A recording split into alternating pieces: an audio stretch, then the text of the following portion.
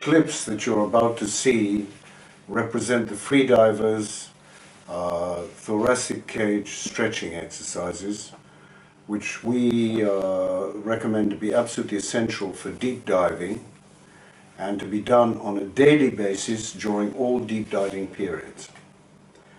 This includes winter diving, when you haven't got access to depth and you're doing empty lung diving in relatively shallow water. Word about the equipment being used in this. First of all, we have a 10-inch inflatable ball.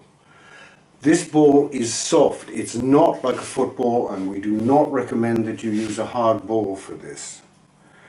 This is made by Hi-Tech. Bender balls offer one online for I think about $10. They're not expensive toys. The other one, which is a bit more expensive, is the roll from Physio Roll. Again, you can find it on the internet. It's a superb piece of equipment. You can inflate it by mouth, or if you've got a bicycle pump, you can do it with that. And it's collapsible, which means that you can travel with it. Also, again, it's a soft ball with a lot of give in it, just the right amount. You don't want to use a hard piece of equipment, even if it's covered with a yoga mat. This provides the right degree of flexibility that will avoid all injury. In this clip, watch the correct placement of the roll ball. Basically, it's under the back, under the thoracic cage, and the center of the ball is placed immediately under the base of the sternum here. What's called the little flexible tip at the base of the sternum is called the xiphoid process. It's immediately, the center of the ball is immediately under that at the back. Pay attention here to the fact that the breathing is the machine that is actually stretching all the thoracic cage here. The first part of the breathing is, of course, abdominal breathing. Watch the tummy inflate, and then watch the breath move up into the thorax and fill the thorax right up to the clavicles and into the throat. Watch what happens to the intercostal muscles between the ribs. Watch how they expand as the breath rises into the thorax. Watch on the exhalation, which is purely passive. It's not done in a certain order. Watch how, again, the thorax narrows, the ribs come closer together, and you'll see them become more and more defined in the clip here. The first thing that we're going to look at here is an introduction to the equipment that we're using. We're using the roll.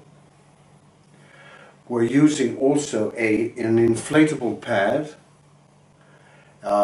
which is about a 13-inch inflatable pad. On top of that, we have a standard yoga brick. The reason for this is supporting the neck. If there's too much strain in the neck as you go back, and particularly for people who have any kind of spinal issue, this may be an essential adjustment that we do for this. Notice that the legs are straight, the knees are not bent for this one, and the hands are out from the shoulders in a cruciform position. Again, pay attention exactly to the same points that we pointed out in the first clip, of the breath rising from the tummy, about 60%, up into the thoracic cage, and finally up into the clavicles. Watch how the whole thoracic cage moves, rather like a bucket handle movement, up and out. It spreads out to the sides. Also, when we're doing about this, we think about the breath. This is very important because we're not only filling the entire rib cage from the bottom to the top, we're also filling it from front to back. It is a three-dimensional, not a two-dimensional object. Never do this exercise on automatic pilot. What is helping move the vertebrae apart gently, what is helping to open the whole chest, is basically concentration and thought in our breathing. And the breathing is the machine that does all the stretching for us. The second part of this clip, we see that the hands are straight above the head and back. This stretches a completely different part of the thorax. Watch very carefully what it stretches, feel it. The whole point of these exercises are that they are passive stretches. Yes, we can do yoga back bends. There are many yoga back bends you can do. You can do cobra, you can do locust, you can do camel, you can do chakrasana, which is also called Urdhva Dhanurasana, the full circle. But in each case, you are contracting back muscles in order to open the chest. It also does, by contracting the back muscles, help to gain flexibility in the spine. But a kind of shortcut for this, we found that first of all, if we do these things in the water, the progress is enormously quicker. And then we went from there to working out, hey, wait a minute, why? The reason is no gravity.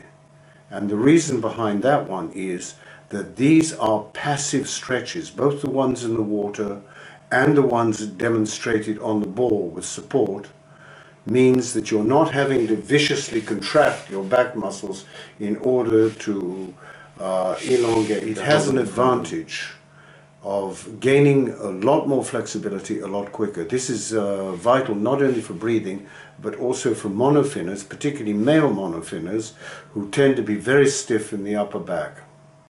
In this clip, we see the opposite. We've already been stretching the front of the body. Now we're going to see what happens when we bring the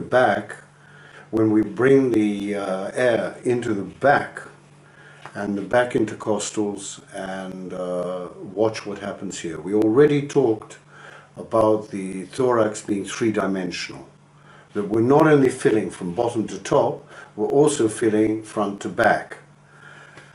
Here we're using the breath to open the whole of the back part of the intercostals and concentrate, when we're doing this exercise, on opening the back and thinking about opening the whole of the back intercostals. They separate as we breathe in and they contract as we breathe out. Notice detail here. Notice the head position. The chin is not stretched forward touching the mat. The forehead and nose are touching the mat, and that's all. So the neck is not in an abnormal position. This is an important point. Okay, concerning the length of time for these exercises, we recommend that if you haven't done them before, you begin with only 5 long breaths. If you've already been doing it for some time, gradually increase by each practice by not more than 1 breath. You can also increase every second practice by 1 breath until you get up to 12 breaths, and that's the entire practice.